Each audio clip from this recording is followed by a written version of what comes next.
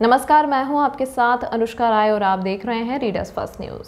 जांजगीर जिला मुख्यालय के समीपस्थ ग्राम पेंड्री मेन रोड स्थित काश्यप परिवार श्रीमद् भागवत कथा का आयोजन कराया गया, जिसके कथावाचक पंडित राधेश्याम शास्त्री ने निरंतर 7 दिनों तक भागवत कथा अमृत का रसपान कराया। वहीं मोक्ष की कामना प्रत्येक मनुष्य करता है, लेकिन सभी को सही राह नहीं मिलती है। भागवत पुराण महाकथा एक ऐसा मार्ग है जहाँ जो प्रत्येक को मोक्ष की ओर ले जाती है। राजा परीक्षित को मिले श्राप से हुई मृत्यु के बाद भी कथा सुनने से उन्हें मोक्ष की प्राप्ति हुई थी। इसीलिए कलयुग में मोक्ष की कामना करते हैं तो श्रीमद् भागवत महापुराण कथा से श्रेष्ठ मार्ग कोई नहीं है। यह बातें गुरुवार को पेंड्री में चल रहे श्रीमद् भागवत महापुराण कथा में कथावाचक पंडित राधेश्याम शास्त्री ने श्रद्धालुओं से कही। पेंड्री कश्यप परिवार में चल रहे श्रीमद् भागवत महापुराण कथा का समापन गुरुवार को हुआ। कथावाचक पंडित राधेश्याम शास्त्री ने परीक्षित मोक्ष की कथा सुनाई।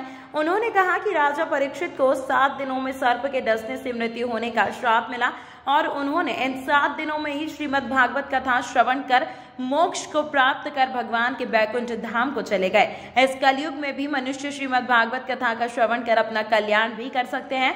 इस कलयुग में भी मनुष्य भगवान के नाम स्मरण मात्र से भगवत शरणागति की प्राप्ति कर अपने जीवन को धन्य बना सकते हैं। इसके बाद भागवत महापुराण की आरती भक्तों ने भक्ति भाव से ओतप्रोत होकर की।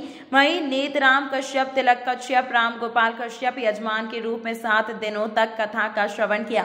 वहीं नेतराम कश्यप, तिलक कश्यप, राम गोपाल कश्यप यजमान के रूप कथा का श्रवण किया। वहीं वैदिक विद्वान चंद्र प्रकाश पांडे, मयंक त्रिपाठी ने वैदिक रीति रिवाजों के साथ हवन की पूर्णाहुति कर ग्रहण किया प्रसाद। भागवत महापुराण कथा का समापन हवन पूर्णाहुति के साथ हुआ।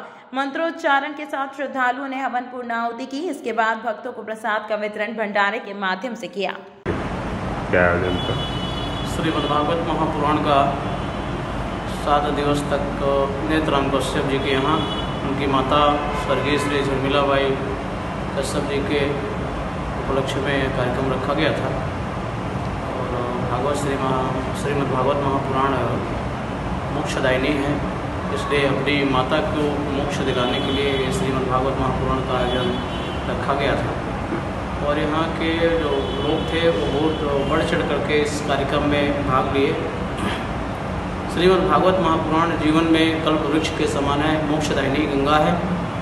व्यक्ति अपने जीवन में मृत आत्मा के लिए यदि भागवत महापुराण करवाई जाए तो उससे मृत आत्मा को मोक्ष मिलता है, मुक्ति मिलती है। श्रीमद् भागवत महापुराण कल्प वृक्ष के समान है।